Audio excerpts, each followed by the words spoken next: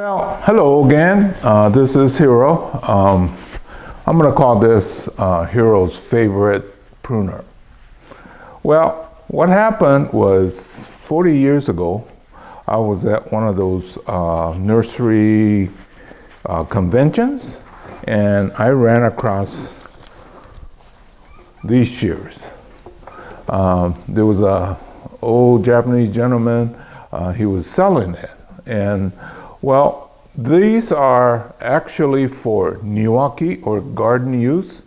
I think currently people don't understand the significance of this tool.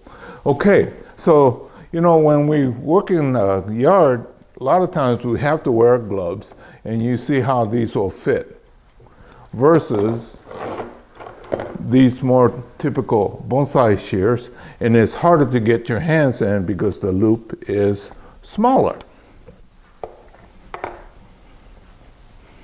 So anyway, I purchased this about 40 years ago, and then for the first 10 years I was in landscape, right? So I was using this almost exclusively, so almost 10 years of hard use. And you know, these, one of the features that the gentleman told me is they made this stout so that you could use two hands. You should never, ever, on your bonsai tools, use two hands. You will not take that. So that's one of the advantages. Sometimes, you know, you need to get the right tool, but it's too far away, so you just stick it in there and cut it with that. And then also, because of the bigger loop, you could also wear your work gloves. Okay, those of you with small hand probably will not work. 10 years of hard use. And then I was using these to cut roots, you know, with the soil and all that. And occasionally I even used it to cut plastic containers and all kinds of stuff that you should never use with your typical bonsai tool. Anyway, so what happened after a while, well, 10 years of hard use, that it was not cutting well. And then I tried sharpening the normal way, and I could not get it to the original.